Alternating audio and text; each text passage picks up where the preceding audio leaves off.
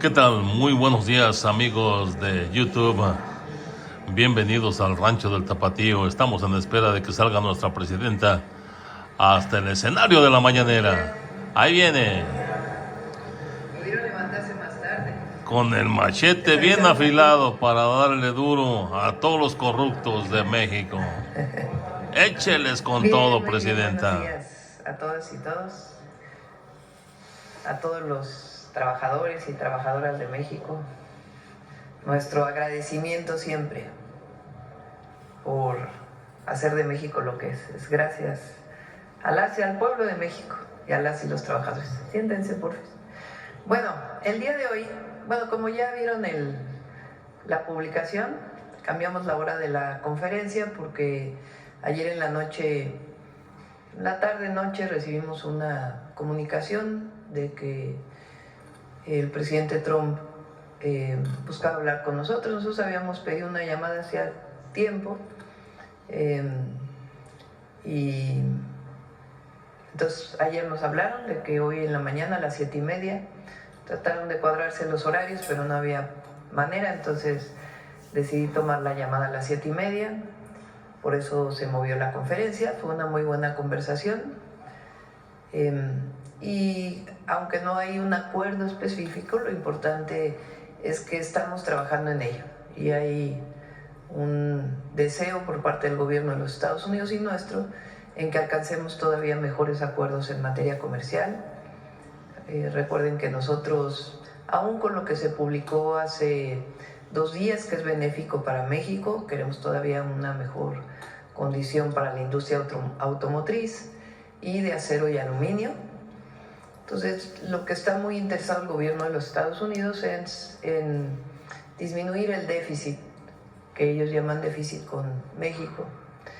Y desde hace tiempo nosotros hemos estado planteando que busquemos la manera en toda la economía de cómo puede comprarse más hacia los Estados Unidos y nosotros, es decir, tener aún más comercio que el que tenemos de ambas partes para beneficio de ambos países.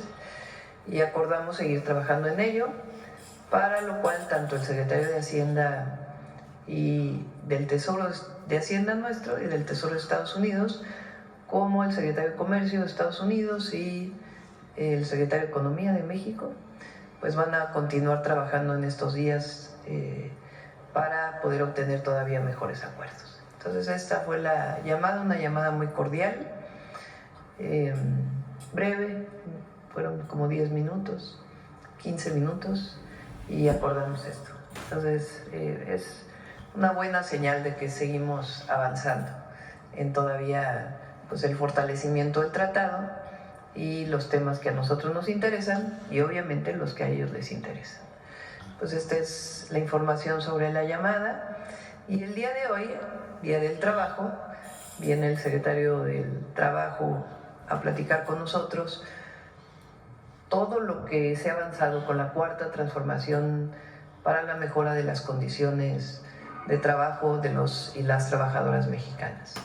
La primavera laboral que llama Marat en nuestro país. Vamos a guardar algunas otras noticias para más tarde, que hay una comida con sindicatos, representantes de los sindicatos de las y los trabajadores de México. Ya llevamos, es a las 2 de la tarde.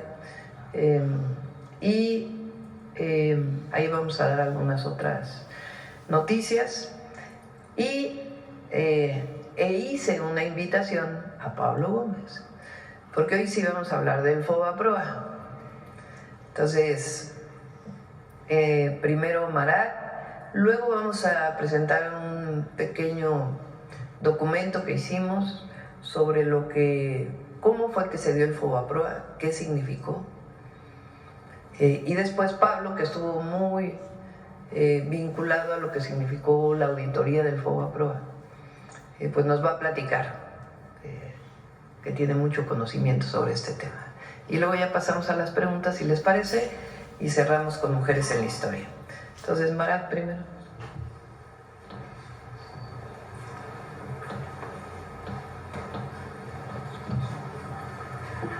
Con su su permiso, Presidenta, muy buenos días a todas y todos. Me da mucho gusto estar en este espacio para compartir, pues primero una felicitación, un reconocimiento a las y los trabajadores de México por su gran contribución al desarrollo nacional y también en este Día Internacional del Trabajo, aprovechar la ocasión para destacar algunos de los logros, porque tenemos que decirlo, en los últimos años, tanto en el primer piso de la transformación como en el segundo piso de la transformación, se han tenido avances muy importantes en materia laboral, en la mejora de los ingresos de las y los trabajadores, también en las condiciones laborales, también restituyendo adeudos históricos que se habían tenido con estos sectores poblacionales, sobre todo los que fueron los más depauperados y precarizados en las políticas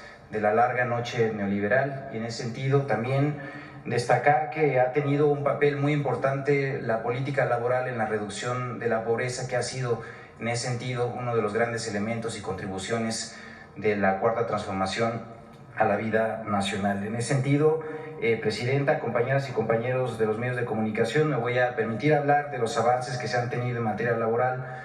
Esto, como ya mencioné, en el marco del Día Internacional del Trabajo. Y para comenzar, destacar justamente lo que hemos nosotros ya comentado. Vivimos un ambiente de primavera de los derechos laborales, de una ampliación que no se había tenido en décadas. Y en ese sentido, pues tenemos que destacar primero que, como ya ustedes lo conocen, el Banco Mundial recientemente señaló que México es el país de América Latina que más ha reducido la pobreza, esto con una disminución del 7%, estimando en ese sentido que son cerca de 9.5 millones de personas que salieron de la pobreza entre el año 2018 y 2024.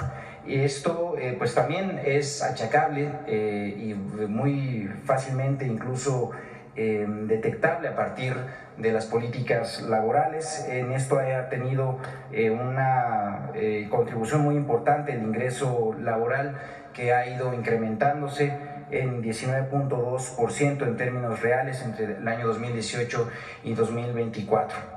También he de informar que recientemente se publicó en la Encuesta Nacional de Ocupación y Empleo correspondiente al mes de marzo, donde destaca que la tasa de desocupación alcanzó un mínimo histórico de 2.22%, que es la tasa más baja que existe en el registro de la NOE desde el año 2005. La última vez que se reportó una tasa cercana en ello fue en marzo de 2024 con un 2.28%.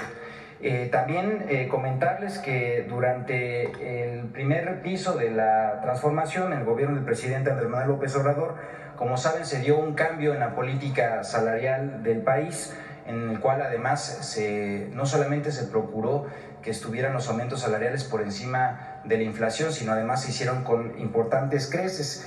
Y en ese sentido se dejaron atrás algunos de los mitos del dogma neoliberal, en donde se decía que el incremento salarial tendría impactos negativos en la inflación y en la generación de empleo, con lo cual, como digo, ya quedó atrás en el pasado esa creencia. En la Cuarta Transformación recibimos un salario mínimo de 88.36 pesos, y ahora en 2025 el salario mínimo en la zona general del país es de 278 pesos y en la zona libre de la frontera norte de 419.88. Estos incrementos han representado una recuperación del salario mínimo en términos reales, es decir, ya incluso por encima de la inflación, hablando de 134%. También se ha incrementado el salario mínimo de manera sostenida con los siguientes resultados.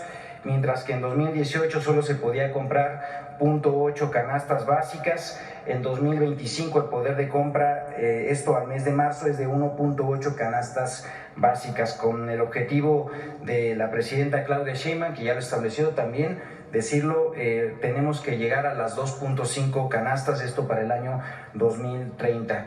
Los incrementos de los salarios mínimos de 2019 a 2024 redujeron la brecha salarial de género, que esto es también una contribución muy importante a un tema que, pues, como saben, también ha sido muy dolido en el ámbito laboral por la brecha salarial que existe justamente en este ámbito, en el de género.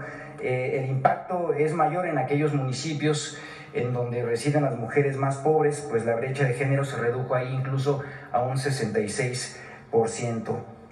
Los incrementos salariales se han dado en su mayoría a partir del consenso entre el sector obrero y empresarial, y esto es algo muy importante que destacar en la política laboral de la Cuarta Transformación. Estos avances se han dado a través del diálogo social con las y los empresarios, también con las y los trabajadores, y en ese sentido mucho de ello ha sido a través del consenso, Presidenta, y seguimos siguiendo con ellos sus instrucciones para lograr que estos avances sigan a través de esta ruta. Por la otra, conocen ustedes el programa Jóvenes Construyendo el Futuro, un programa además de los más importantes, esto dentro de la política del bienestar de nuestro país. Ahora ya también es un derecho constitucional, como lo hemos presentado en otras ocasiones, y el programa está enfocado a atender a jóvenes entre 18 y 29 años que no estudian y no trabajan, para incorporarlos en capacitación en el trabajo, es decir, para que puedan aprender experiencia, habilidades, desarrollo de sus capacidades, esto en diversas unidades económicas como pueden ser talleres, tiendas, comercios, negocios, a lo largo de un periodo de 12 meses en los cuales los jóvenes reciben, así también por parte del Gobierno de México, un salario mínimo, además de su incorporación al seguro médico del IMSS, con lo cual también se le está dando cobertura a este importante segmento poblacional que no contaba con este apoyo anteriormente.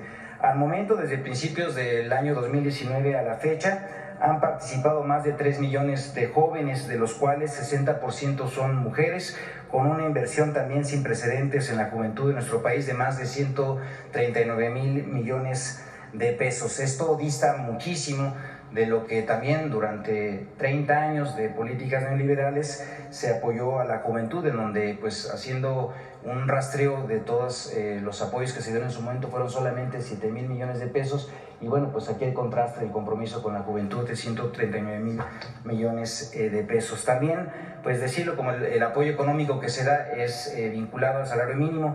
Comenzamos con un apoyo de 3,600 pesos, esto en el año 2019, y en la actualidad los jóvenes reciben el salario mínimo general, que son 8,480 pesos. Mencionar también que de las y los jóvenes participantes, 7 de cada 10 se encuentran en un empleo u ocupación productiva una vez concluida su capacitación, lo cual es, pues, prácticamente el triple de la tasa de empleabilidad de lo que los jóvenes cuando buscan por su propia cuenta una ocupación o trabajo. También comentar que respecto al empleo hemos tenido importantes avances. Esto justamente decirlos que a través del Servicio Nacional de Empleo, que es la oficina por parte de la Secretaría del Trabajo del Gobierno de México, donde se facilitan las vacantes de trabajo para los buscadores de empleo y también para las empresas que puedan publicar justamente los espacios que ofertan, pues hemos contribuido a que 2.4 millones de personas puedan estar vinculados a un trabajo, de los cuales, además decirlo, como ya mencionamos también anteriormente, 162,179 personas han sido en los meses que corresponden al gobierno de nuestra presidenta, la doctora Claudia Sheinbaum, con ello también contribuyendo al buen ambiente laboral que ya destacamos. Desde el Servicio Nacional de Empleo también se participa en el Plan México a partir de la realización de las 4 grandes jornadas de las Ferias Nacionales de Empleo. La siguiente está programada al mes de junio, como también ya comentamos. Se promueve a través también de esta oficina la movilidad laboral ordenada y segura a través del programa de trabajadores agrícolas temporales, donde han sido enviados a trabajar a Canadá entre enero y marzo de 2025 a más de 8,000 personas trabajadoras, esto a través de un mecanismo que es regular, seguro y ordenado, y que nos permite, pues, nuevamente mostrar que hay posibilidades de generar mecanismos con estas características de movilidad incluso internacional. En el marco, además de la estrategia México te abraza, el Servicio Nacional de Empleo apoya a las personas repatriadas en búsqueda de empleo. También destacar que hemos avanzado muchísimo esto en mejora de condiciones para el trabajo digno y justicia laboral. Como saben, también vivimos una reforma en esta materia en el año 2019, se dio un cambio de paradigma en el ámbito laboral, se transformó el sistema de justicia laboral y con ello las y los trabajadores tienen un mayor acceso a la justicia de manera pronta y expedita. Y decirles que, bueno, pues ya no existen los tiempos en donde el gobierno ponía y quitaba líderes sindicales, ya no es más esta atribución informal por parte del gobierno que había en el mundo sindical. Ahora son las y los trabajadores quienes mediante el voto libre y secreto y directo eligen a sus dirigentes.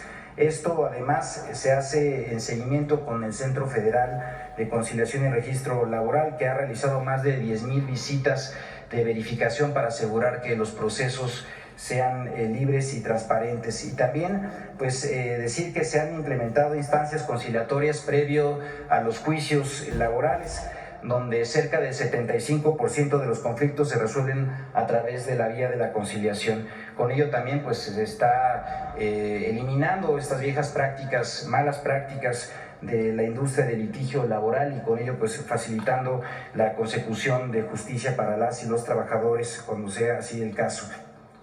También comentar que se legitimaron cerca de 30,000 contratos colectivos de trabajo, es decir, los trabajadores conocieron ya sus contratos colectivos, asistieron también a las votaciones para poder con ello legitimar y dar aval a este contrato, y decir que estas convocatorias que se hicieron a los 30,000 contratos colectivos que fueron legitimados, pues participaron cerca de 5 millones de trabajadores y trabajadores en todo el territorio nacional.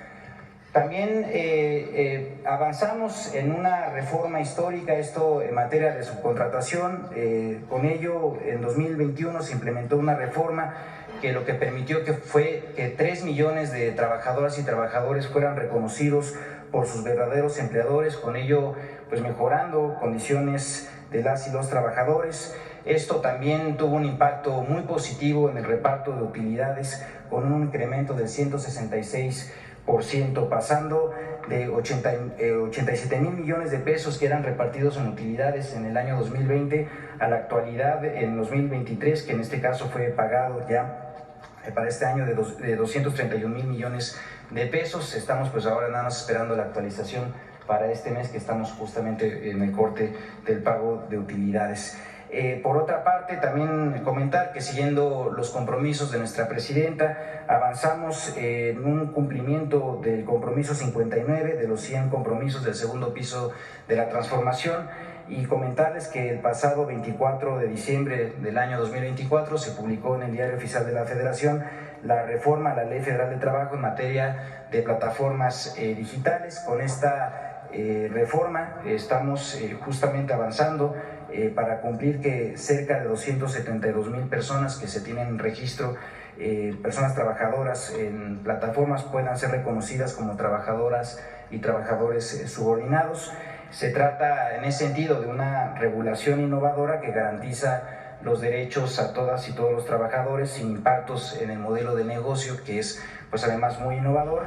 Y también comentar que quedan resguardados los derechos de los trabajadores que participan en estas plataformas, es decir, siguen definiendo ellas y ellos los horarios de trabajo y también cuándo conectarse para trabajar. Quedan todos los trabajadores que participan en las plataformas ya de entrada cubiertos, esto en caso de accidentes de trabajo, que es justamente una ampliación que llega al total de beneficiarios que participan en estas plataformas. Y bueno, también comentarles que la reforma entrará en vigor, esto siguiendo la propia implementación de la misma, el día 22 de junio, y con ello ya estará iniciando también el piloto obligatorio para las empresas de plataformas digitales. Y bueno, pues comentarles también que lo que nos ha pedido nuestra presidenta es que avancemos con el caso de la mina de Pastra y Conchos. Como saben, pues es un caso muy emblemático. Este es parte de los compromisos también de gobierno de nuestra presidenta, el número 61, y desde la Secretaría de Trabajo encabezamos estas tareas de coordinación para el rescate de los mineros fallecidos en Pasta de Conchos. Hasta el momento se han rescatado 16 mineros, de los cuales 12 ya fueron entregados a sus familiares. También en lo relativo, como mencionaba, a trabajo digno, pues simplemente comentar que también se reconoció en la Ley Federal de Trabajo el trabajo en el hogar. Hemos regulado justamente eso para dar también condiciones de seguridad social a un importante segmento poblacional que trabaja en estas actividades. También aumentaron los días de vacaciones de 6 a 12 en el primer año laboral. A través de Fonacot, en Infonacot, también se han diseñado nuevos productos para el otorgamiento de crédito a mujeres, esto con tasas preferenciales, y también se eliminaron las comisiones de apertura de crédito. Por otra parte, después de 53 años de que no se había actualizado la tabla de enfermedades en el trabajo, también se hizo una actualización de la misma. Se incluyeron incluso enfermedades derivadas del trabajo para las mujeres y otras también enfermedades que no estaban anteriormente registradas. Y por la otra, avanzamos en el reconocimiento del teletrabajo, esto con la NOM 37. Y bueno, pues estos son en síntesis algunos de los puntos de las medidas, de las políticas que se han implementado en los últimos años, esto para la mejora de condiciones de las y los trabajadores. El día de hoy, como ya también comentó nuestra presidenta, pues se va a tener una reunión con los representantes sindicales, con los líderes del mundo del trabajo, esto a las 2 de la tarde. Ahí también pues se va a tener un diálogo con ellos, y particularmente pues bueno, se van a hacer anuncios que ya en su momento dará a conocer nuestra presidenta. Es cuanto. Muchísimas gracias.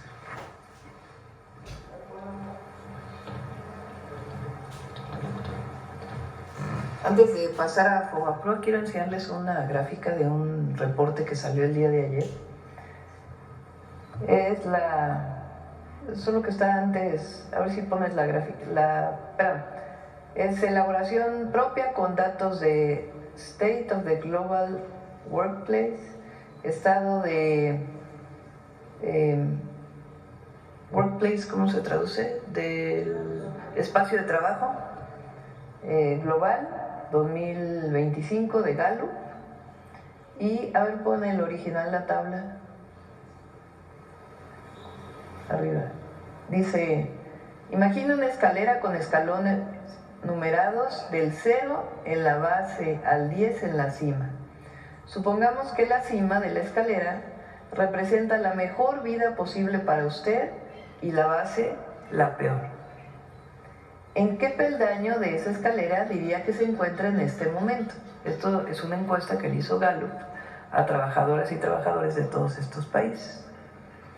A modo de estimación, ¿en qué peldaño cree que se encontrará en el futuro? Digamos, dentro de 5 años. Bueno, en este peldaño México sube 7 y está en el segundo lugar. O sea, en una encuesta a las y los trabajadores mexicanos y de todo el mundo, de en qué lugar se encuentra de acuerdo a su evaluación de vida, pues México está en el segundo lugar. Y si consideramos el G20, que es la otra gráfica que ya es elaboración propia, o sea, se sacan los países del G20, México está en primer lugar. Esta es una evaluación de una encuesta de las y los trabajadores, comparado con la evaluación de los trabajadores de otros países. A ver si se los compartes con él. Bueno, ahora sí vamos al FOBAPROA. Vamos primero al documento y luego vamos a Vida y luego vamos con Pablo.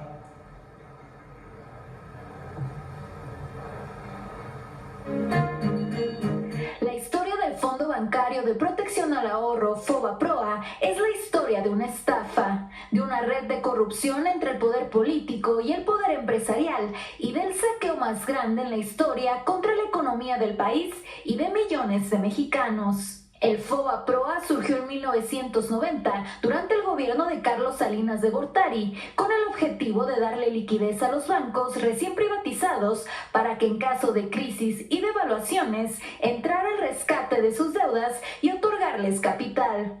Originalmente el FOBAPROA era un fideicomiso privado administrado por el Banco de México.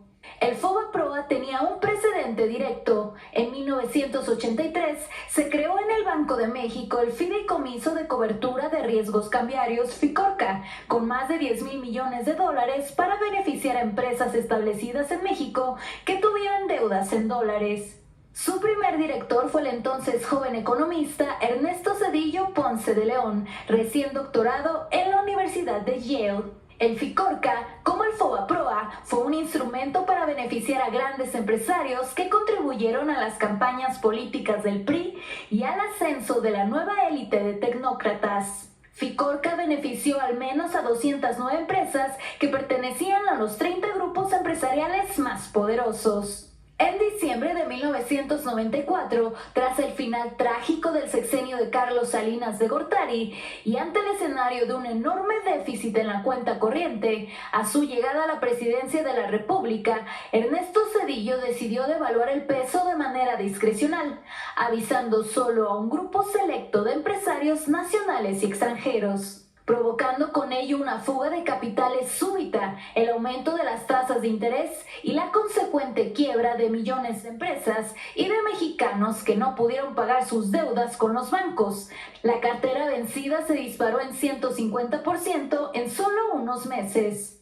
El efecto fue tal que entre 1994 y 1996 la población en pobreza aumentó en 17 millones de personas, para sumar un total de 64 millones de personas en pobreza. Como consecuencia del error de diciembre, durante ese sexenio la moneda mexicana perdió más de la mitad de su valor, pasando de 3.4 pesos por dólar a 9.4 pesos por dólar. El gobierno de Ernesto Zedillo decidió endeudarse con 50,000 millones de dólares frente al gobierno de Estados Unidos y del Fondo Monetario Internacional, elevando a 164,000 millones de dólares la deuda externa, cifra sin precedente en la historia del país. Zedillo firmó una carta de intención con el FMI para acelerar el proceso de privatización de empresas estatales, elevar las tasas de interés de manera inusitada, lo que provocó la quiebra de cientos de miles de familias y generó el famoso efecto tequila de la recesión económica mexicana. El único rescate aprobado desde el exterior y operado por el gobierno de Zedillo fue a los grandes empresarios y a la banca en quiebra, que fue el antecedente para que grandes bancos extranjeros se quedaran con la banca mexicana. Con el pretexto de evitar una crisis financiera mayor, Zedillo ordenó comprar la deuda privada de bancos y empresas en forma de pagarés que se canalizaron al FOBAPROA, equivalentes al 11% de toda la economía mexicana. En el verano de 1998, con el apoyo de los votos del PAN y del PRI en el Congreso, la administración zedillista convirtió esa deuda privada en deuda pública y el FOBAPROA pasó a ser el Instituto para la Protección del Ahorro Bancario, IPAB, en beneficio directo de bancos como Bancomer, Inverlat, Banamex, Unión, Santander Mexicano, Cefin y Banpaís. La deuda original de 552,000 millones de pesos se convirtió en deuda pública. Al cierre del 2000, el último año del sexenio de Zedillo, esa deuda había crecido a 705,000 millones de pesos y en 2023 ascendía a 1,096,877,7 millones de pesos. En un cuarto de siglo creció más de 100%, aunque ya se habían pagado más de 1,376,000 millones de pesos solo en bonos del IPAB. Se trata del saqueo más grande a las arcas mexicanas y un acto de corrupción que contó con el apoyo de legisladores del PRI y del PAN en contubernio con grandes empresarios y políticos que se beneficiaron directamente de este proceso. No fue casual esta complicidad. Entre los empresarios beneficiados están varios políticos del PRI y el PAN, cuyas empresas empresas se beneficiaron del FOBAPROA, como Vicente Fox, Fernando Senderos Mestre, el regiomontano Fernando Canales Clariont, José Eduardo Robinson Burs Castelo o los empresarios políticos Carlos Hank Ron, que donó $25 millones a las campañas electorales de Zedillo y de Roberto Madrazo en 1994, o los casos más conocidos de Carlos Cabal Peniche, Fernando Laquenau Rocha y Ángel Isidoro Rodríguez, y grupos empresariales importantes vinculados con Pablo Escandón Cusi, Manuel Gómez Daza Rangel, Claudio X González Laporte, Agustín F. Legorreta Chaubet, la familia Ballesteros, Valentín Díez Morodo, David Peñalosa, Ricardo Salinas Pliego y Enrique Molina Sobrino. El FOBAPROA fue el modelo para otros rescates discrecionales, como el carretero de 1997, que costó más de 165,000 millones de pesos, o el rescate azucarero de 27 grandes ingenios por más de 30,000 millones de pesos. En 2005, la Comisión Investigadora del Senado de la República sobre el FOBAPROA y PAP consideró a este mecanismo como un despojo en el que se detectaron operaciones irregulares por montos millonarios, por las que se presentaron denuncias por defraudación fiscal, tráfico de influencias, uso indebido de atribuciones, conflicto de intereses, fraude corporativo, uso de información privilegiada, engaño y perjuicio a la nación.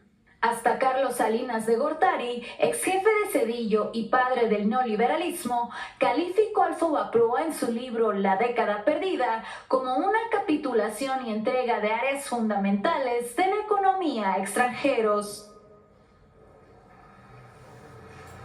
Pablo.